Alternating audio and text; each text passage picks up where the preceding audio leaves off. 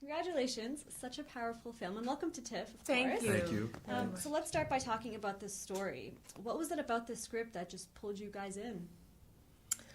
For me, it was seeing a full, complete woman go through this journey on the page, and it was a leading role, and she was a black woman, and she was complete. That just doesn't happen too often. So for me, that was what caught my eye initially first, and then the story was just something I'd never seen before. And what about you, Omari? The opportunity to play a quote unquote bad person, but to play him as empathetically as possible, and to play him in a way where folks were left to go. Less a few wrong turns. He's not a bad person. He's a very loving young husband who was trying to get to a place as a couple with his wife, who he's so dedicated and committed to, that he underlined so dedicated and committed that he commits some criminal things that he shouldn't commit. And I thought that was really cool, personally, for me to play that role, but just in general, the character written, like Emmy said, that allowed for us to see a woman in this light, to be so strong, for you as an audience member to be left to wonder whether it's weakness or strength that you're looking at, and you make the call. And I thought that was just a beautiful a thing, and I loved Ava, and I loved her work. I had worked with her prior, so that sort of pulled me in. Okay, and with your character, his personality kind of changes and shifts a little bit as the story progresses. Yeah. Was that challenging for you to kind of make that transition as the story goes on? It was. Cool question. Because it was the arc that I was fighting against. Not as Omari, but as Derek. He's fighting against going to that place, and he keeps telling her, please leave. This is not where you want to be. It's not the life. So I'm fighting so hard against where we see him go that, as Omari acting that role out, that part of the rollout was very, very difficult for me, because I was, we go in and out of method as actors. And, I was friends with Emmy before this movie years ago. We've been friends for years. And so I was playing the part that was loving her, and loving her in an unconditional way, even if that meant take your wings and fly elsewhere. And so all of a sudden, to have this character that she's playing not fly elsewhere, and for me to, act it out, my frustration or my anger at her for not flying elsewhere, the way I acted it out. It'd be one thing to just yell and say, don't come back. But there were subliminal ways that I broke her heart. And so that was really difficult for me to get to, absolutely. Okay, and it's even for you, this was such an emotionally charged role. You go through so many different emotions. Mm-hmm. Was it challenging for you to get to a place where you could actually pull that off as an actress? Yes. Yes, because in the way that Ruby expressed her emotions, which is different from me, I think that I'm a bit more demonstrative in the way that I express emotions, and she isn't. She's much more patient, much more internal. So for me, I had to understand who she was in order to fully be her. So once I did that, it made it a bit easier. But initially, I just wasn't quite sure how to approach that. Yeah. You did a fabulous job, by the way. Thank you very much. That's awesome. And what was it like for the both of you working with Ava as a director? Oh, Ava is the dream director. I was telling him that, now I do believe that I am spoiled, because I feel like, well, isn't every experience this way? Isn't every director this giving, this intelligent, this dedicated? It was a dream. It truly was a dream, and I can only hope that I would have the same experience again. She will.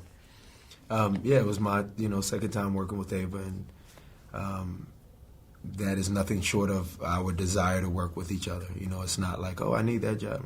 I just really enjoy working with her, and it's my Emmy moment in movie was with Spike Lee, and it was 2003, and so I just think it's awesome that my dear friend got an opportunity to work with somebody of that magnitude, of that ability, on her first opportunity, big opportunity as well. I think it's incredible. So we want to help Ava grow, And that's what Ava brings forth that a lot of directors don't. You know, a lot of directors, you feel a maternal or paternal thing going on where they're sort of domineering, you know, and maybe that speaks to their insecurity.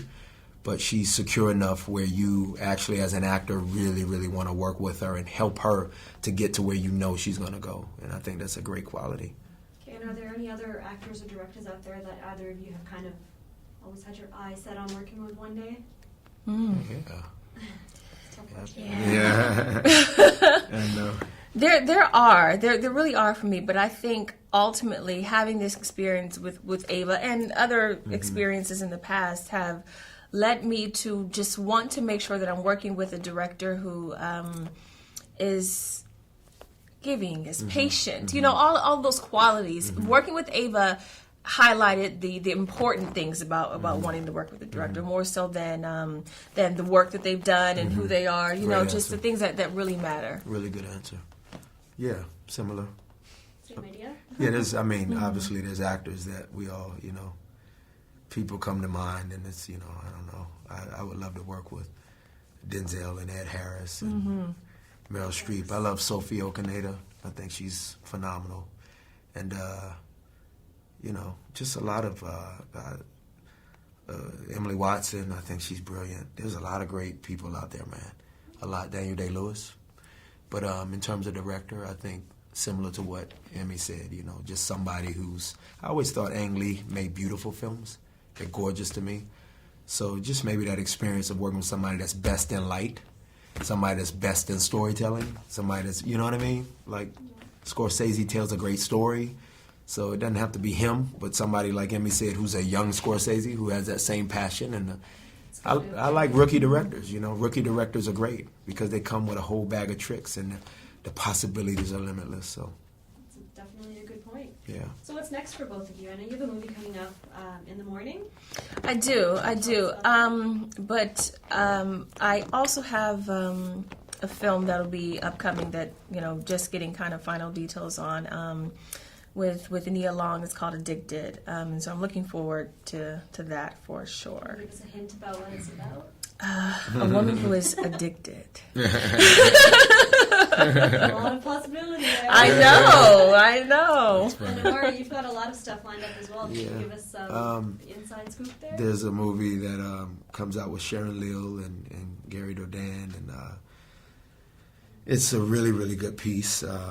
It's called The Last Letter, and it's also an indie, and it'll soon be seen.